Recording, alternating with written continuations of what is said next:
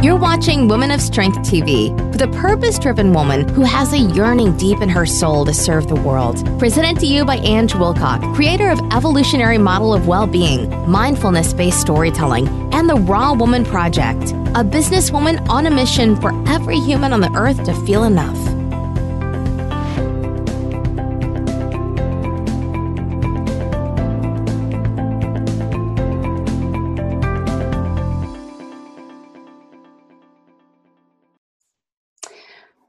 Welcome to another episode of Woman of Strength TV and podcast. Another incredible guest I've got for you today. And her name is Robin Joy Meyers.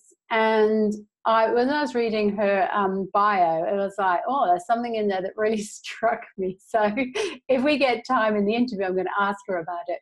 But anyway, I'd just like to welcome you, Robin. You know, just welcome to this incredible podcast. I am so excited to be with you. Thank you for having me. Oh, and thank you for being here. So I'm just going to read to the audience your bio, and then we'll sort of take it from there because there's some really interesting things in here. So Robin is an international speaker, author, fear strategist, radio host, and founder of Navigate and Empower. With over 25 years of experience in the corporate and non-profit world in education, so my pauses are not good. So with over 25 years of experience in the corporate and non-profit world in education, training and mentoring, as well as masters in molecular genetics. Now that's what I'm interested in. But anyway, Robin has empowered thousands of women worldwide. An expert in transition, Robin specializes in the power of self, mindset, leadership, and fear. And Robin teaches women to use their voice and create their best life. Living a life without fear isn't realistic, but you can use fear to your advantage. So Robin's also is an Amazon bestseller. And she's the author of Alone But Not Lonely. And that sounds an incredible title because, yeah, we'll talk about loneliness, I'm sure, in this interview. And she's also a radio host of Activate Bold Choices. And she's spoken on numerous stages. So welcome, Robin. I mean, what a number of achievements that you've had and what wonderful things that you do. Why, thank you. You know, when you hear your own bio, you're like, oh, that's I know, it amazes you, doesn't it? I know. I remember when I got mine done and someone came back to me and I was like, wow, is that really me? But yes, it is. And we forget all our accomplishments, don't we? And so that brings me nicely into, you know, could you share your journey with us around stepping into that woman of strength? I would love to. You know, I really say it's taken me 53 years to step into that. So you're never too old to do it. And I always tell my younger clients and people around me, like, you're never too young to start. So yeah, totally agree. Yes. There's always that. For me, it really was, I never used my voice growing up. I actually was the youngest of 3 children. I have 2 older brothers. And I didn't actually have to speak until I was 4 years old because all I had to do, they were so excited they had a girl, all I had to do was point to whatever I needed and everyone ran in different directions to try and figure it out. So I never really had to use my voice. And as cute as it was maybe at the time, I never really learned to ask for things and ask for my needs. So I life really, as many women do, people pleasing and making sure that, you know, I was taking care of everybody else. And I did that through my teenage years into my young adult and adult life. And so even going to college, becoming a molecular geneticist, it was like I didn't get into med school, so I went into molecular genetics. So before you carry on your journey, can you just tell me, what is that? What does that mean? What's that doing? It's my master's degree. I actually discovered a gene in fruit flies, Drosophila, about with muscles and flight. So I don't know where it's at now in research, but we thought it had to do with like dystrophy. at some point. So it's all about the genome. And when I actually got my degree, that's when the Human Genome Project was just getting started, where DNA was kind of like that new sort of science was coming out. And, you know, they had no idea, like the idea of mapping the human genome was like this new big craze, you know? So it was an exciting time, but I met my husband-to-be. We started a family rather quickly. I have 3 beautiful kids. Now they're older, 22, 24, and 26, something like that. But I always just served, you know, and I laugh now, and I reflect now, I laugh because I was always known as either Michael or Evan Kira's mother, or the dog walker, or the team mom, but never as Robin Meyers. Joy, which is my middle name. And I never used my middle name until this year. Because I was like, that's a silly middle name. And I was like, no, actually, I'm going to embrace it and use it instead. But so and I never. It's sorry to interrupt you, but it's incredible that you were given that at birth, wasn't it? Joy as your middle name. Isn't that funny? Yeah. Funny. And I thought it was the most ridiculous middle name ever. But now it's kind of powerful to me, you know. But going through all of that, my mother actually died when she was 53 and I was 21. She died of cancer. And so when I turned 53, is the day I turned my book in to the publisher, my daughter turned 21. And it was a real surreal year. And it was a really eye-opening year for me, because I really, you know, my kids were older. I kind of have done my job, not that motherhood ever ends, but it really was a wake-up call, you know, to really become very self-aware and really realize what I wanted, because I did suppress my needs. You know, I love to cook, I love to travel, but I never went outside the box because it was the family, or it was, you know, someone's finances, or I held a job as college tuitions came in, but I never set that time aside. And that's what I really try and empower women with, like, start finding your time and finding your awareness, because you do have to draw those boundaries and find the balance. And it took me 53 years, because just turning 53 and knowing my mom died at that age, it was just kind of like, I don't know if it's mortality, I don't know what it was, but it was a real wake-up call for me. So how did you break out of that box, you know, because you felt sort of confined and you were, you know, living out all these different roles, as you explained earlier. So what was your sort of first step? So you came to this realization, because it must have been, I mean, there must have been some sense of worry too, because you were 53, your daughter was 21, same ages as, you know, when your mum died. And then you step into the reality of, oh, wow, I'm 53 and I'm still living.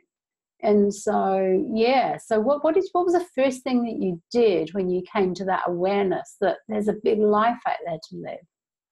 You know, I really kind of sat in my own space, and I said, you know, ask myself the hard questions. You know, do I really know who I am?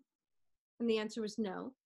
And am I truly happy? Like, happy in my own skin? Like, what would I do being alone, you know, because alone's really important. And that's what I talk about, like alone, but not lonely. Like there's a cross of alone time is so necessary to really know who you are and find that time for you, and close out the rest of the world in the laundry list of things we do as women.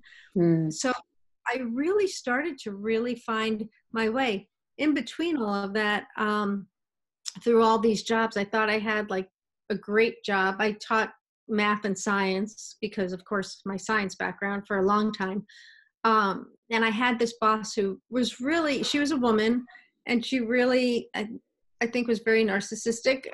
She had her own issues at hand and was very good at putting me down. And so that quiet Robin, that young Robin, the introvert, kept coming back.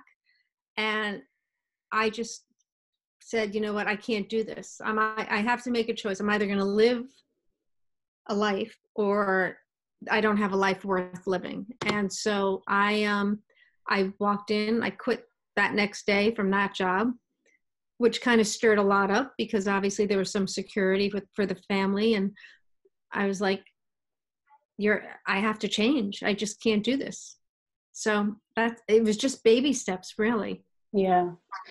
Yeah, but then it's a big step too, to, like you said, to just end your job, isn't it? Knowing that, you know, this is not where you want to be. This is not how you want to be treated. And yet the impact of giving up an income, you know, that has on your life and your family. So it might seem, because I think sometimes when we look back, we go, it's just baby steps. But actually the reality, if we step into how we felt at the time, it may have, I don't know for you, but for me, I think that would have been huge. You know, wow, giving up an income, you know, I've been supporting my family, changing a belief system, pushing myself outside of this box.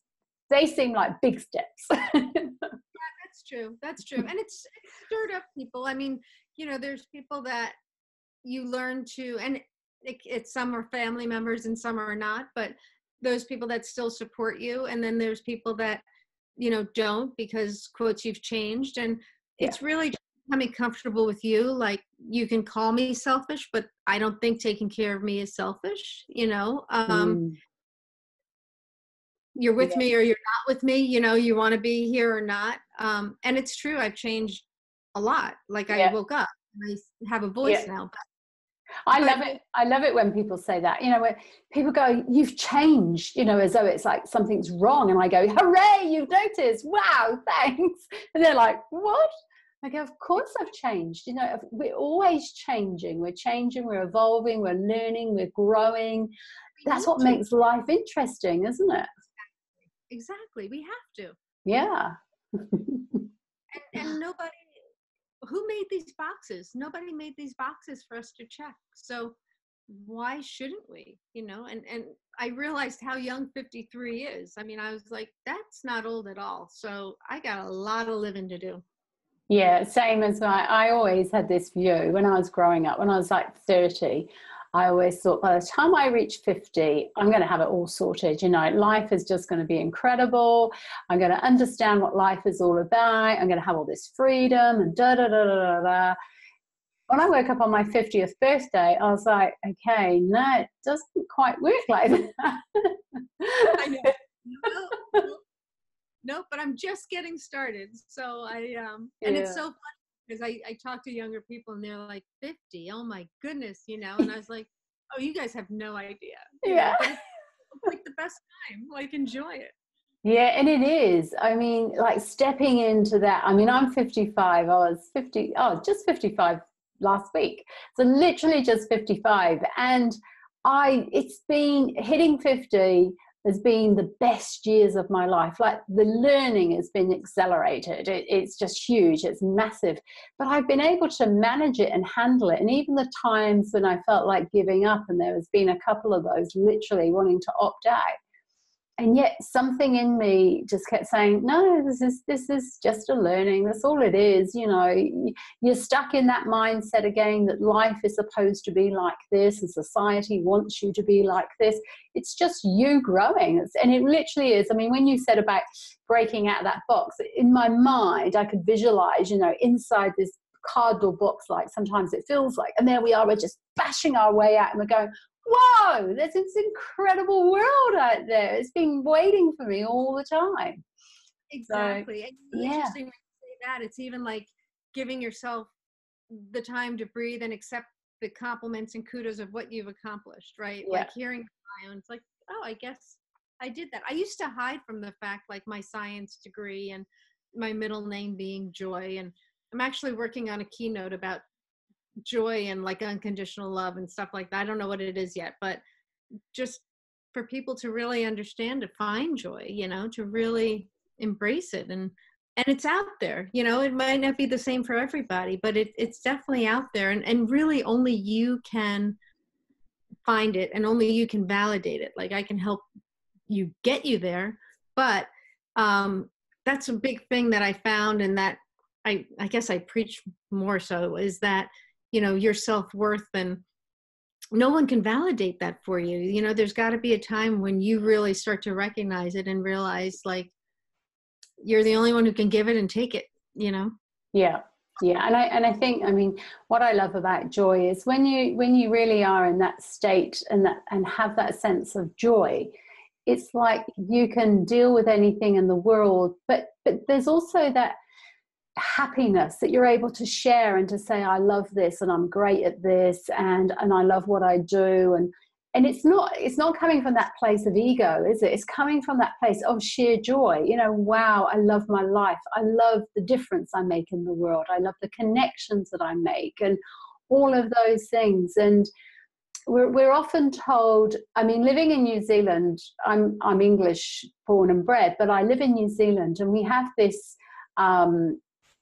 thing out here. I don't know what you'd call it. It's a thing. And they call it tall poppy syndrome, meaning that you can't, you know, let the world know how amazing you are, that you basically, you know, you've got to keep quiet. And it's quite incredible because when there's some amazing people here and they're doing incredible things, but you really don't know who they are until they go overseas.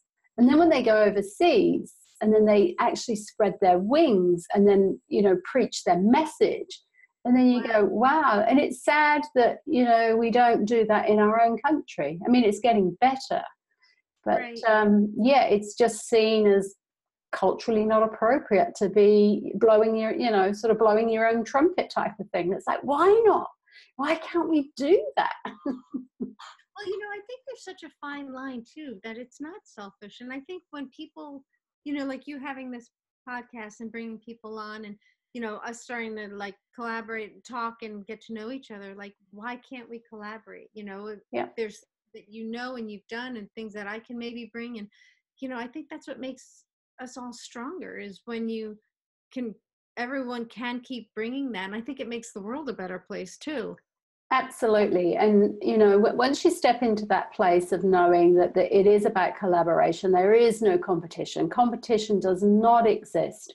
You know, I've had a few people say to me, why are you interviewing people who do things similar to you? And I go, well, because our souls are aligned, our messages are aligned, our purposes are aligned. Why would you not connect with those people?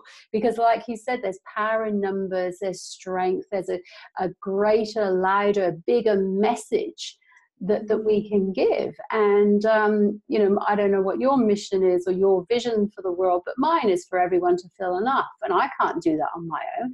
One little person with billions of people, of course not. But collaboration is key, and to align with people who got a very similar message, why would you not do that? It's like, doesn't make sense to me. I agree. I totally agree with you. Yeah. So give us some little bit more insight into, you know, the biggest part of your journey, you know, some of the real things that you look back on for yourself and you see them as massive hurdles. I mean, I know you sort of talked about things as sort of small steps and things like that, but is there anything that you look back on apart from the, you know, when you were 53, anything else prior to that was a sort of defining moment for you to, I don't know, step into that, to being woman of strength? You know, working for a narcissist, that somewhere in there, even though you may not have had a voice, I'm sure there was a strong woman in there too. Yeah, you know, it was a decision really going against the grain of everything else I knew. You know, it was kind of the means to start that process. Because, you know, I was fortunate enough to stay at home and raise my kids. I'd had various part-time jobs. And again, since my kids are about 2 years apart, 2.5 years apart, you know, we had 2 college tuitions back to back. So I had to chip in somehow because it was just otherwise a financial strain. So to have something like that and be like, I just can't do it. Like, if you want me around mentally, yeah, just realize I can't do that. And you can pay me whatever, and it can happen. So it was really interesting, and it was such a battle to do that. And it did. It ruffled a lot of feathers. I don't even know if I've gotten over completely all those feathers. But so that really was a big stage. And, you know, when my mom passed, I was just in the middle of my graduate degree in my master's. And I'm trying to think how much time I might have taken off. Like she died in September, and I think I was graduating in like January or February. So in that time, I'd gone back to finish my degree because that's what I was supposed to do. And I moved down to the Washington, D.C. area because that's where my future husband, like, followed the guy. I tell people, don't ever follow the guy, which I did. Followed the guy because that's where his work was. And I was near NIH where all this human genome stuff was. So, you know, that was convenient. But it was all these little steps of wondering if I had to check boxes, right? You know, so, because I didn't have a female figure in my life at that point, you know? Yeah. So it's like, okay, so then there's marriage, then there's kids, then there's, you know, it's just like ABC. And it was kind of the wake up call, even with this other job, it was the wake up call of, wait a second, I am like an adult, like I should be an equal in this partnership. I'm not one of the kids. I need a voice in it. And again, it's really realizing that only you can give yourself that voice, and only you can really say, like, okay, time out. Yeah. I need to speak up. And so that it was all those little stages, but so that job was the first hurdle. And then really turning 53, it was like, oh, if I don't do it now, like now I'm doing it. Like, this is it. Like, can't wait anymore. I've got to get this done. Yeah. So Cool. So if there was some advice that you could give, say, your 16-year-old self now, with all that you've learned, what would that be? You know, I would say to always trust yourself, always trust your intuition. Your gut tells you a lot, and never let the outside noise make you second guess that. That would probably be the first thing. And realize to use your voice. You know, the worst answer is going to be no, and then you just move on. Yeah. And I was so afraid of disappointing someone, and I probably self-imposed a lot of that. I don't even know if my parents were that strict or if I just thought they were. Yeah. I would say definitely trust yourself and ask. You know, learn to, you have a voice, so learn to use it early on. Great. Yeah. And it's so true to ask, isn't it? Because I think as women, we take on so many different roles, and it just feels awkward sometimes just to ask, because we're always seen to be coping. And so asking is huge. And going back to what you were saying about, you know, when you do ask, there's only a 50% chance of the answer being no. But a lot of the time we don't bother asking because we think it's automatically going to be no. We forget that actually there's only it's a 50-50. It's not 100%. Yeah. That's a great way. Yeah, it's only 50-50. So yeah. But we take on the belief that, oh, if I ask, they're likely to say no. And it's like, I always say to my clients, no, it's 50-50. They could say yes. What would you do if they said yes? They'd be like, oh, gosh, I don't know. Well, what a new experience. Try it. Because I think it is about reframing everything, isn't it? You know, if we're fearful of asking, then go, well, it's a new experience to ask. Enjoy the experience rather than feel fearful of it. You know, right. And if someone says yes, it's like, wow, what happens next? So I got something here. So now I have to move to the next step of that. Yes. Yeah. Brilliant. Okay. So is there any, apart from what you would tell your 16-year-old self, is there any little gem that you can leave for our listeners? Any little gem? You know, I think one thing I love to tell people to do, I have a strategy for people that I love to share because I think it's so powerful. It sounds so simple. So I would suggest this, since we all walk around with our cell phones, no matter where in the world we are, record yourself a personal message in your voice memos. It can start with I am powerful because, and it could be 3 seconds and it could be 3 minutes. And it's not one of those messages where you're going to sit and re-record because you don't like the way you sound. It's literally you talking to yourself. And it's a great way to hit the reset button when you wake up and you have either a little bit of doubt or, life just happens. And so your day didn't start out exactly the way you wanted it, or it did start out and then like the dog ran away. So your day now is a little bit of a hurdle. Yeah. So, but it's your voice resetting yourself, and it's a really easy thing to do. And it's just a reset button. So I would suggest to everyone listening to do that. It's simple, it's quick. Don't second guess it. Just tell yourself, I am powerful because, and I've used this with so many people, and I use it on myself. I use it sometimes walking in before a speaking event. I've used it talking to a new client or talking about an uncomfortable situation, even, with a bill person. So. Brilliant. I love that, because the power of that is it resets your state, doesn't it? It's like, whatever state you're in, and then you listen to that, it's resetting it. And so when we reset our state, we just feel so different. So incredible. Thank you for sharing that. I've not heard of that one before. So yeah, that's a new one. So to add to my list of gems. So fantastic. Thank you for that, Robin. Thank you so much for your time.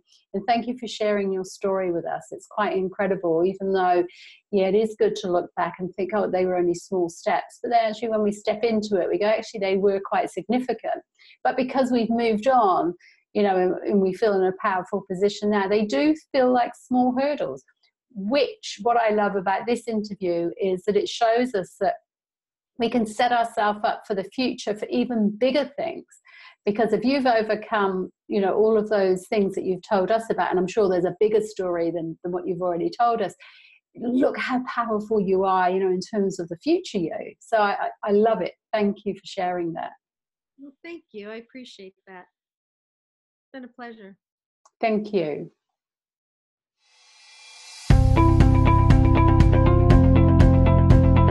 Remain real, authentic, and whole. Be yourself and continue to follow your dreams. Thank you so much for watching, and we'll catch you next time on Woman of Strength TV.